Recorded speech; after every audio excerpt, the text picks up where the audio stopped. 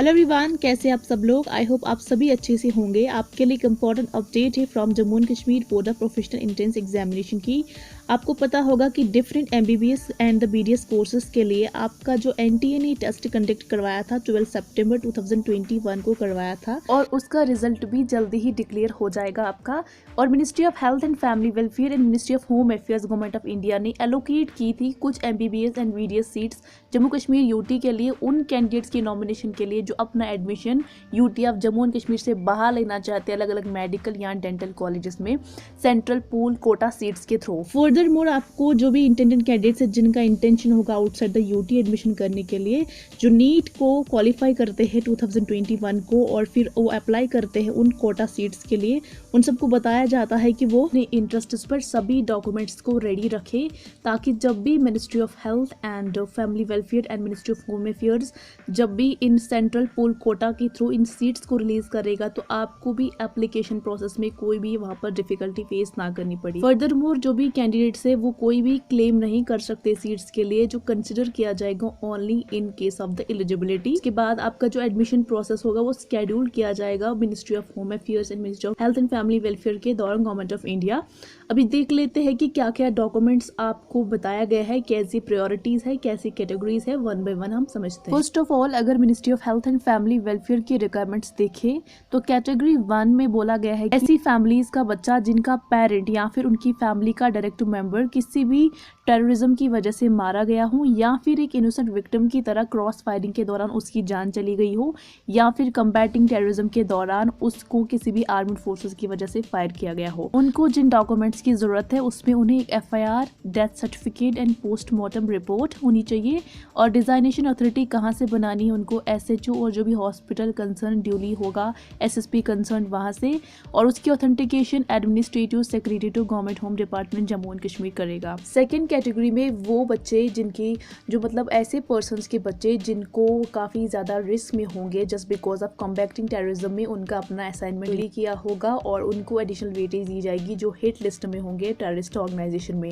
उनको जो डॉक्यूमेंट चाहिए सर्टिफिकेट ऑफ थ्रेट परसेप्शन, और ये आपको क्या करना है एक एप्लीकेशन लिखनी है टू द एसएचओ कंसर्न, और उसके बाद आप जो क्लेम करोगे उस कैटेगरी के लिए एक प्रॉपर चैनल के थ्रू आपको एक रिपोर्ट बनेगी। उस रिपोर्ट के बाद आपको एक डीआईडी सीआईडी से वो बन जाएगी और इसकी डिजाइनेशन और ऑथेंटिकेशन करेगी administrative secretary to government home department Jammu and Kashmir. Third category में ऐसे बच्चे आते हैं जिनकी फैमिलीज में बोथ चाहे मुस्लिम्स हो या नॉन मुस्लिम्स हो, जिन्हें माइग्रेट किया हो कश्मीर से किसी भी करंट सिचुएशन की वजह से और उनकी मीन्स ऑफ जो उनकी ज़िंदगी के बसर पर जैसे कि उनके बिजनेस पर या फिर उनकी जो प्रॉपर्टी पर काफ़ी ज़्यादा उसका इफेक्ट पड़ा हो। उनको क्या क्या चाहिए, उनको माइग्रेशन का सर्टिफिकेट चाहिए एंड लॉस ऑफ जो प्रॉपर्टी बिजनेस एंड लाइवलीहुड। इसके लिए जो आपको डिजाइनेशन अथॉरिटी है जहाँ पर आपको एक सपोर्टिंग डॉक्यूमेंट भी चाहिए in case of loss of property जैसे एफआईआर वगैरह वो भी, एंड कंसर्नड कमिश्नर से रिलीफ कमिश्नर से आपको माइग्रेशन सर्टिफिकेट जिसकी authentication administrative secretary government home department Jammu and Kashmir करेगा। Now moving to ministry of home affairs government of India. यहाँ पर प्रायोरिटी 1 में कैंडिडेट्स वो आते हैं जिनके बोथ पेरेंट्स मारे गए हो टेररिज्म की वजह से।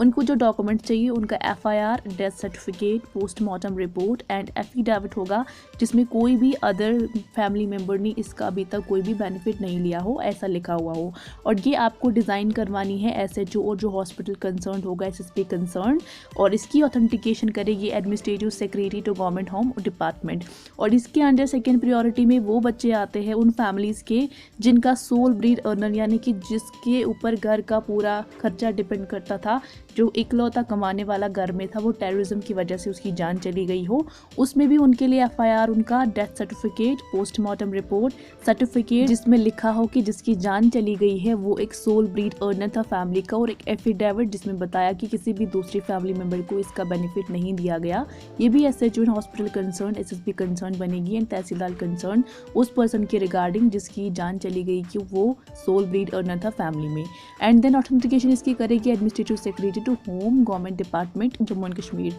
थर्ड प्रायोरिटी में आते हैं वो विक्टिम्स वार्ड्स के जिनकी टेररिज्म की वजह से जो भी ऑपरेशंस हुए काफ़ी ज़्यादा सीरियस इंजरी हुई उनको या फिर परमानेंटली वो डिसेबल हो गए, उनको भी एक एफआईआर सर्टिफिकेट होनी चाहिए कि वो अब परमानेंटली डिसेबिलिटी सर्टिफिकेट और सीरियस इंजरी उनको हुई है जैसे कि फॉर्मेट अवेलेबल हो कंसर्न अथॉरिटी के रिगार्डिंग, ये भी आपको SHO concern S SSP concern बनानी है एंड परमानेंट डिसेबिलिटी और या सीरियस इंजरी सर्टिफिकेट जो एक्सटेंडिंग मेडिकल बोर्ड होगा जम्मू या फिर श्रीनगर वहाँ से बनानी है। आई होप कि कोई भी ऐसे स्टूडेंट्स जो इस कैटेगरी वाइज इस अप्लाइंग प्रोसीजर में जाना चाहते हैं उनको कोई भी जो इस सर्टिफिकेट रिगार्डिंग डाउट्स होंगे मैंने क्लियरली समझाने की कोशिश की। Thank you so much, I will be right there for you in next video. Till then take care and God bless you all.